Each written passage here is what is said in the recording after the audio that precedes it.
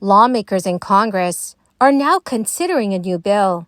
This piece of legislation aims to fix a major issue that the Social Security program is currently facing. But experts say the solution will not benefit all Americans. My dear friends, please do me a big favor and watch until the end of this video. Also, this coming Friday and every Friday, I will be announcing several winners for the Walmart gift card giveaway.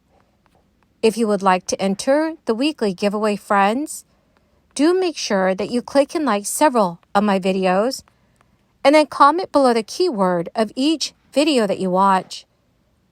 The more videos that you comment on, the greater your chances of winning these giveaways. Thank you, Mr. Chairman, and I thank the ranking member of our committee for yielding time to me. I rise, sadly, in opposition to this Bill 485.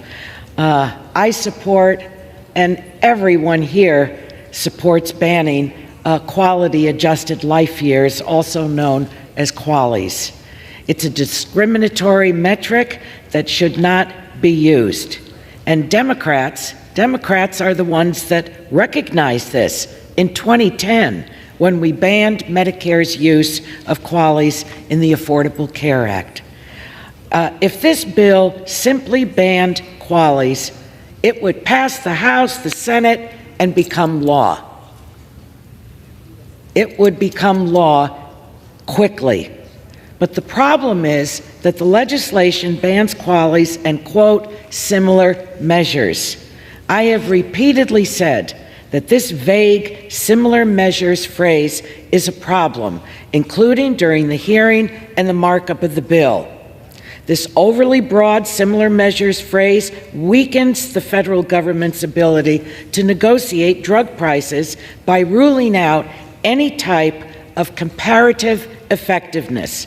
Without this analysis, CBO found that states and the federal government would have less leverage for drug discounts.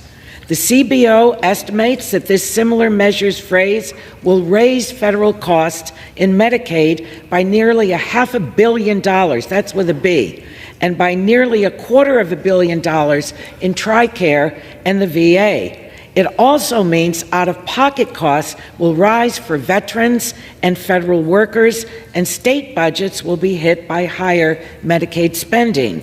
I've tried everything I could to fix this legislation. I voted present in the markup to continue bipartisan negotiations, met with the chairwoman about changing the language, but the bill before us today is the same bill that passed out of committee, and it adds insult to injury because the Republicans are using the Affordable Care Act Public Health Prevention Fund to pay for it.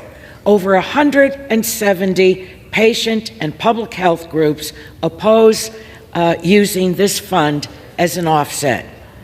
My Republican colleagues have said they wish the legislation could be bipartisan, but their actions say otherwise. This bill has only 5 co-sponsors, all Republicans, no Democrats. It has a poisonous pay-for, and the Veterans Affairs and Armed Services Committees never heard the bill, despite its major impact on the VA and TRICARE.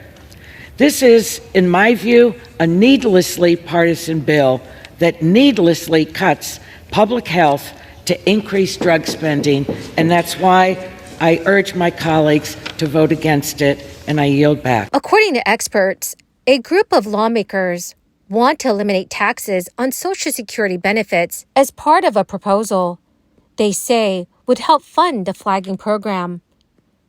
Representative Angie Craig introduced You Earned It, You Keep It Act in the House of Representatives. It involves both sides of the taxation process. Money.com has said that in addition to ending the federal taxes on the Social Security payments received by approximately 70 million Americans each month, the bill would also significantly increase how much of someone's wages are subject to Social Security taxes in a year.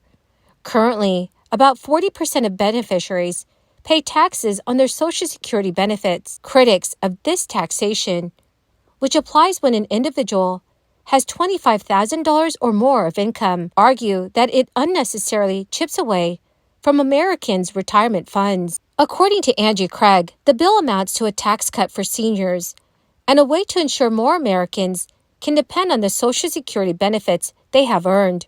Benefits are generally not taxed at the federal level for individuals whose only source of income is Social Security, but single filers with between $25,000 and $34,000 of income may have to pay federal taxes on up to 50% of their benefits, and up to 85% of benefits can be taxable for people with incomes above $34,000 a year. This bill would eliminate federal taxes on benefits at all income levels.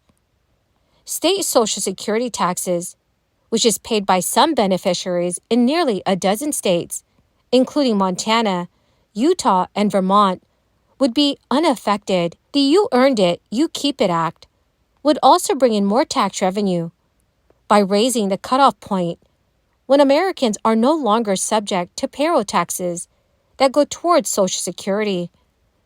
Currently, the 6.2% Social Security tax applies to a maximum of $168,600 of wages. Also, experts have confirmed that the bill would add Social Security taxes on earnings above $250,000 a year. In a recent analysis of Craig's proposal, Stephen Goss, the chief actuary at the Social Security Administration, said, "The bill would help Social Security stay solvent, buying 2 decades of time for a program heavily relied upon by older adults and individuals with disabilities, among others." Social Security benefits are partially being paid with surpluses in trust funds that are projected to run dry in the year 2034, at which point retirees' benefits would be cut by 20%. Goss estimated the projected date of depletion would move back to 2054 if the bill were enacted. Nicole Asher, the senior vice president at Greenleaf Trust, says she is in favor of the You Earned It, You Keep It Act because it would bolster Social Security for decades, while only raising taxes on a small part of the population. While Craig's bill probably will not get bipartisan support in its current form, Republicans have also looked at the idea of eliminating taxes on Social Security benefits in other recent legislative proposals. So, for example, Representative Thomas Massey introduced a bill to end taxes on Social Security benefits, but it did not include any tax increases. CVS Health lowered its adjusted profit forecast for 2024 after an increase in medical care among older adults in the United States, which drove up fourth quarter costs at its insurance business. The company cited a late-year rise in medical care, including outpatient procedures, among those enrolled in Medicare Advantage plans, under which insurers are paid a set rate to manage health care for people 65 and older or those with disabilities. Medical costs have been higher through 2023, and insurers such as Humana and United Health have said they rose even more at the end of the year, as millions of seniors sought medical services that were deferred during the crisis. Well, my great and beautiful friends, that is the end of my daily stimulus update video for today. Dearest friends, thank you very much for being part of this community. I will be announcing several winners for the Walmart gift card giveaway. If you would like to enter these weekly giveaway, friends, all you have to do is click and like several of my videos and then comment below the keyword of each video that you watch. The more videos that you comment on, friends, the greater your chances of winning these weekly giveaways.